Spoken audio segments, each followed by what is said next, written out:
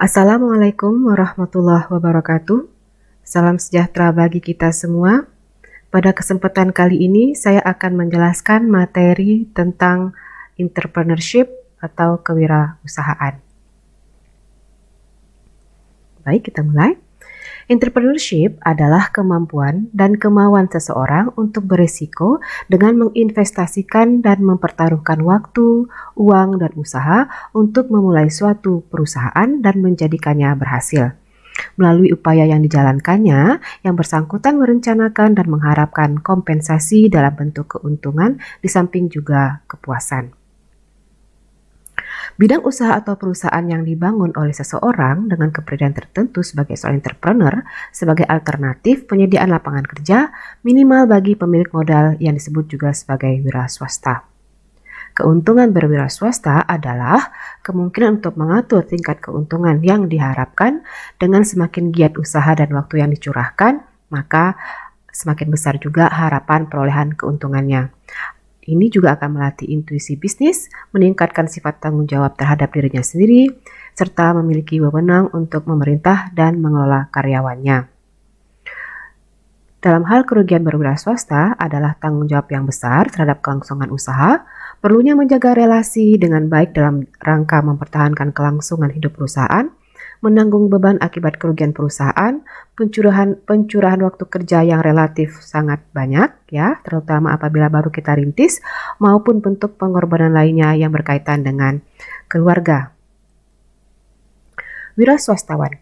Secara umum, pengertian wira swastawan menunjuk kepada pribadi tertentu yang secara kualitatif lebih dari kebanyakan manusia pada umumnya, yaitu pribadi yang memiliki kemampuan diantaranya berdiri di atas kekuatan sendiri atau mandiri, mengambil keputusan untuk dirinya sendiri, menetapkan tujuan atas pertimbangan sendiri, menggerakkan perekonomian masyarakat untuk maju ke depan, berani mengambil resiko, memanfaatkan kesempatan yang ada, supel, fleksibel dalam bergaul, mampu dan mau menerima kritikan membangun, dan melakukan komunikasi yang efektif dengan orang lain, mengkoordinasikan pengelolaan penanaman modal dan sarana produksi, menggerakkan orang lain dengan berbagai keahlian untuk membantunya mencapai tujuan usaha, menghasilkan sesuatu yang dapat dijual atau ditukarkan dalam rangka memperoleh pendapatan atau usaha, serta memiliki semangat bersaing yang kuat.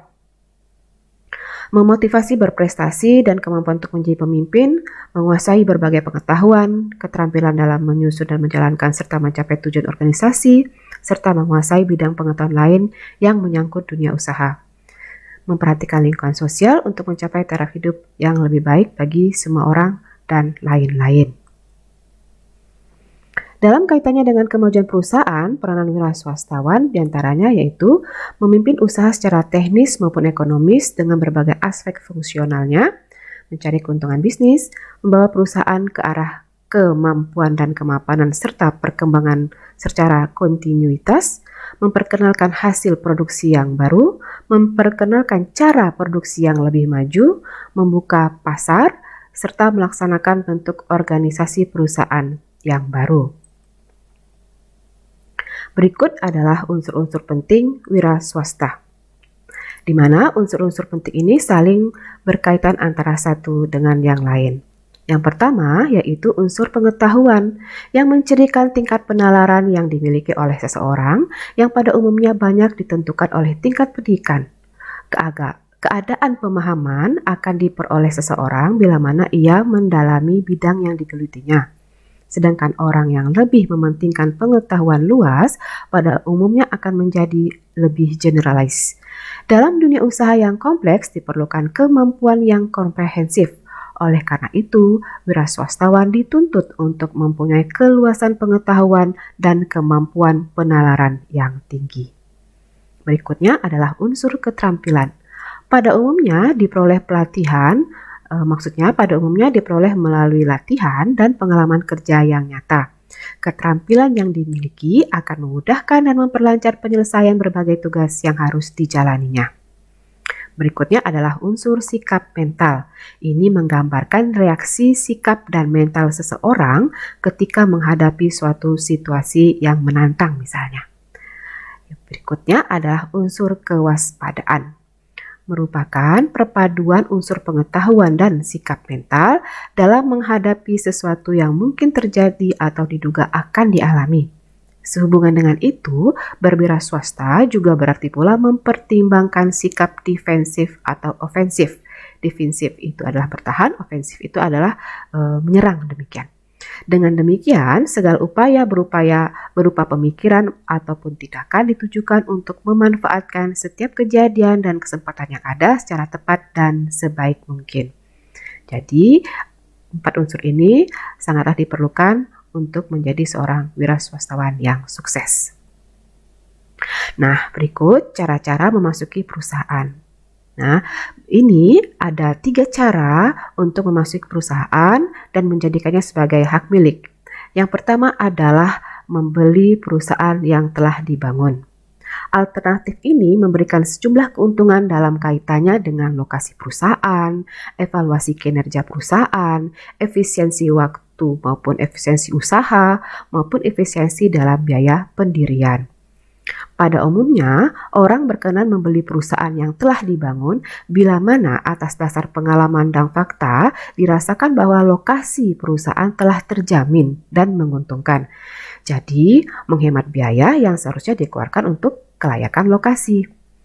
Berikutnya adalah dalam kaitannya dengan pengambil alihan atas pertimbangan kinerja perusahaan. Tentunya pihak mengambil alih telah mempertimbangkan kemampuan perusahaan atas dasar catatan-catatan pelaksanaan yang nyata yang kemudian dapat dipelajari sehingga dapat dilakukan penilaian tentang kesehatan perusahaan. Dengan mengambil alih perusahaan yang telah dibangun, berarti telah tersedia modal, teknologi, tenaga kerja, bahkan pelanggan. Bahkan, terkadang suatu perusahaan itu dijual karena pemiliknya ingin mengundurkan diri atau karena suatu kebutuhan mendesak, sehingga pada kasus-kasus seperti ini biasanya harga yang ditawarkan relatif lebih murah sehingga pengambilan alih berarti merupakan suatu penghematan. Cara yang kedua yaitu dengan memulai perusahaan baru.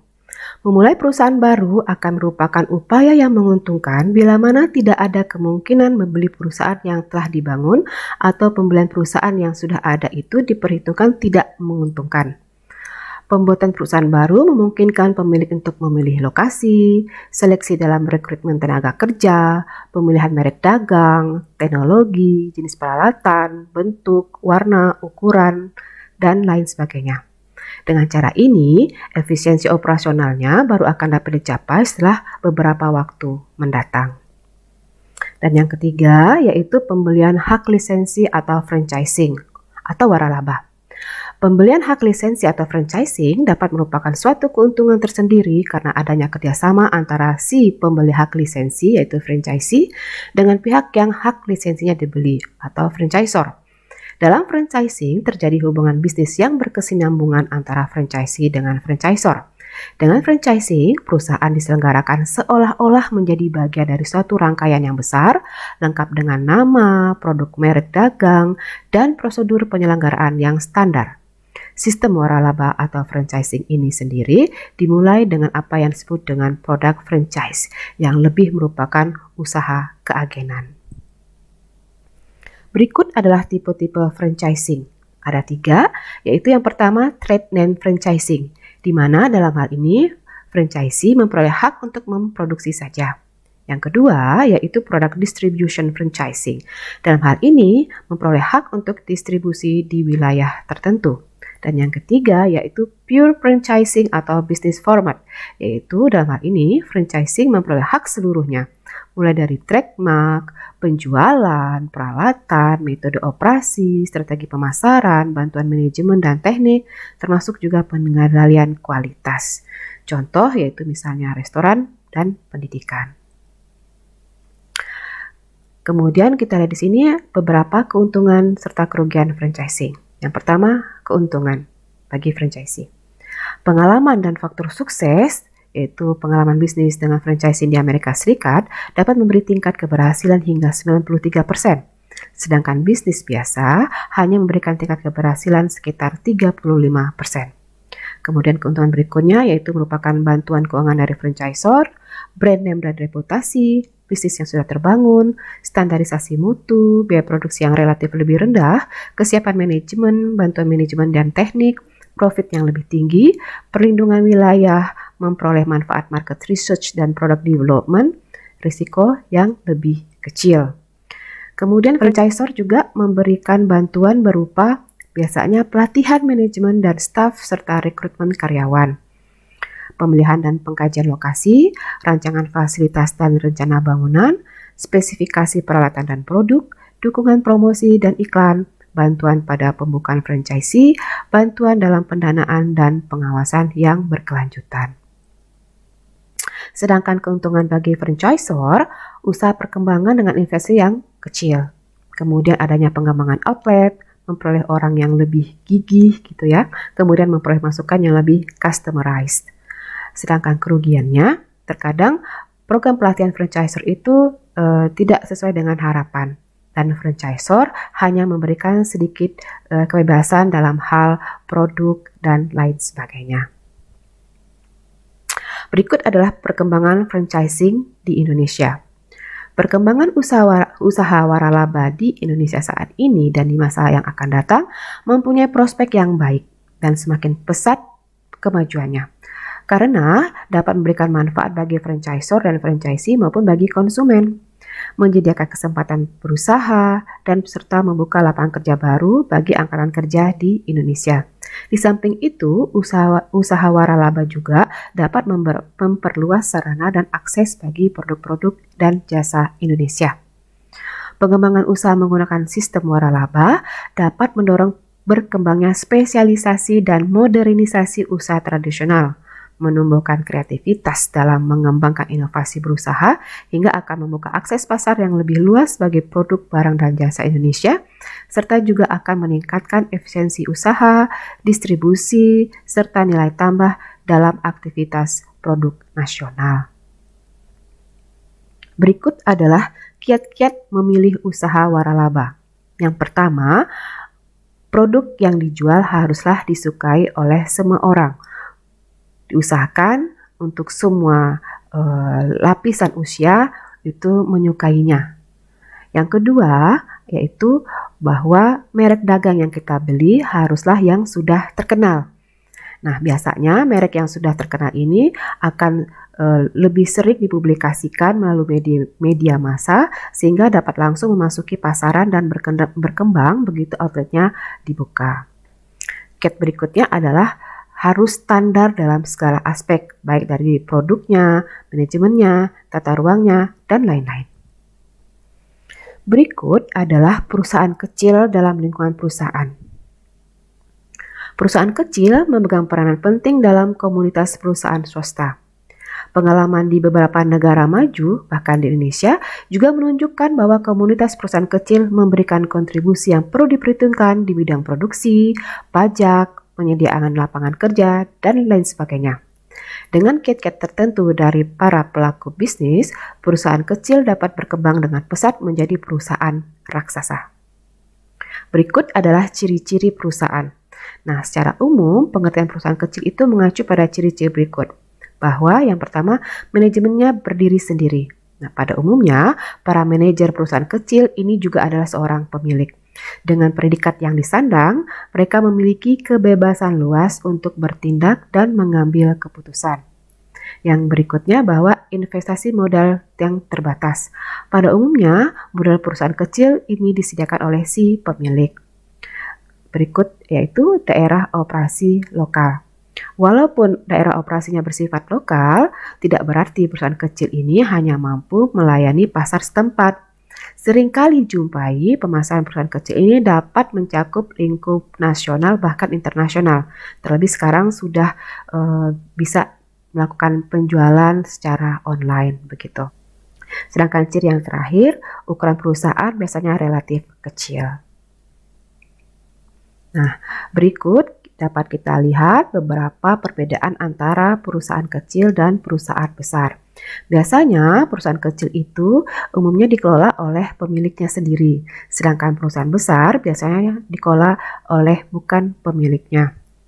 Untuk perusahaan kecil, struktur organisasinya lebih sederhana, sedangkan untuk perusahaan besar, struktur organisasinya relatif lebih kompleks. Untuk perusahaan kecil, hubungan pemilik dengan karyawan biasanya dekat karena tidak terlalu ramai begitu. Sedangkan perusahaan besar, pemilik hanya mengenal beberapa karyawan saja. Untuk perusahaan kecil, persentase kegagalan biasanya relatif lebih tinggi, sedangkan untuk perusahaan besar biasanya relatif kegagalan lebih rendah. Sedangkan perusahaan kecil, untuk kurangnya tenaga manajer yang handal itu sangat memungkinkan karena karyawan yang tidak terlalu banyak begitu. Sedangkan perusahaan besar, manajemennya terkadang manajemen yang cukup handal. Sedangkan perusahaan kecil untuk memperoleh modal biasanya relatif lebih sulit apabila dibandingkan dengan perusahaan yang lebih besar. Nah, berikut keuntungan dan kelemahan perusahaan kecil. Keuntungannya yaitu terdapat kebebasan dalam bertindak mengacu pada fleksibilitas gerak perusahaan dan kecepatannya dalam mengantisipasi perubahan sesuai dengan tuntutan pasar. Hal ini lebih dimungkinkan dalam perusahaan kecil karena ruang lingkup pelayanan perusahaan relatif lebih kecil atau sempit begitu. Sehingga penyesuaian terhadap adopsi teknologi yang sesuai dengan kebutuhan pasar dapat dilaksanakan lebih cepat. Namun kelemahannya yaitu berkaitan dengan spesialisasi, modal, dan jaminan pekerjaan terhadap karyawannya. Dalam hal ini, spesialisasi keahlian pada umumnya pemilik perusahaan tidak memiliki semua atau tidak memiliki keterampilan secara khusus untuk semua bidang manajemen. Hal ini dapat dimaklumi karena yang bersangkutan bertanggung jawab hampir semua bidang. Ya, baik itu personalia, pembelian, keuangan, administrasi, bahkan pada penyelenggaraan operasional sehari-hari. Nah, oleh karena itu, pemilik pengelolaan perusahaan kecil harus mempertimbangkan kemampuan mereka dalam bidang-bidang yang terkait dengan personal, fasilitas fisik, akuntansi, keuangan, pembelian, pengurusan barang dagang, pemasaran, risiko maupun penyelenggaraan operasional sehari-hari. Bila mana disadari bahwa tidak semua bidang dikuasai, maka pengelola harus merencanakan untuk mempekerjakan orang-orang dengan keahlian yang diperlukan untuk mendukung kelancaran operasional dan keberhasilan perusahaan. Bagi perusahaan kecil, modal yang dapat disediakan pemilik perusahaan itu terbatas. Arus uang kontan untuk penyelenggaraan kegiatan sehari-hari mungkin cukup, tetapi tidak memungkinkan untuk perluasan atau ekspansi. Kemungkinan perolehan kredit pinjaman juga tidak semudah perusahaan besar karena kesempatan yang ada terkait dengan kredibilitas perusahaan. Ketidakcukupan modal seringkali merupakan penyebab utama kegagalan perusahaan kecil dan ketidakmampuan mereka untuk memenangkan persaingan dalam harga, kualitas, iklan, dan lain sebagainya. Dalam menaksir dana yang diperlukan untuk penyelenggaraan perusahaan, seharusnya dapat diantisipasi kemungkinan-kemungkinan terjelek seperti misalnya tidak adanya aliran dana masuk yang berasal dari keuntungan pada tahun-tahun permulaan perusahaan berjalan, yang diperkirakan mungkin dapat menderita kerugian pada tahun-tahun pertama, sehingga perlu adanya pencadangan dana tambahan. Perusahaan kecil mungkin memberikan upah yang baik kepada karyawannya. Namun, pada beberapa hal yang terkait dengan jaminan pekerjaan, program-program training, peningkatan pendidikan formal, jaminan kesehatan, jaminan hari tua, dan sebagainya, mereka tidak dapat menyamai perusahaan besar. Selain itu, perusahaan-perusahaan besar mempunyai lebih banyak kesempatan jabatan, promosi dalam karir, maupun kesempatan lainnya. Kenyataan ini menyebabkan perusahaan kecil pada umumnya memiliki posisi lebih lemah dalam persaingan untuk mendapatkan tenaga kerja yang kompeten. Mengembangkan perusahaan kecil. Untuk mengembangkan perusahaan diperlukan pertimbangan yang matang terhadap 3 hal berikut, yaitu profil pribadi, profil perusahaan, pendanaan, ataupun pinjaman. Pertimbangan yang matang untuk pengembangan perusahaan memerlukan kejelian yang terkait erat dengan kemampuan manajemen, pemenuhan kebutuhan modal, pemilihan bentuk perusahaan, dan strategi untuk memenangkan persaingan pasar. Demikian pemaparan saya kali ini, semoga bermanfaat dan terima kasih atas perhatiannya. Assalamualaikum warahmatullahi wabarakatuh.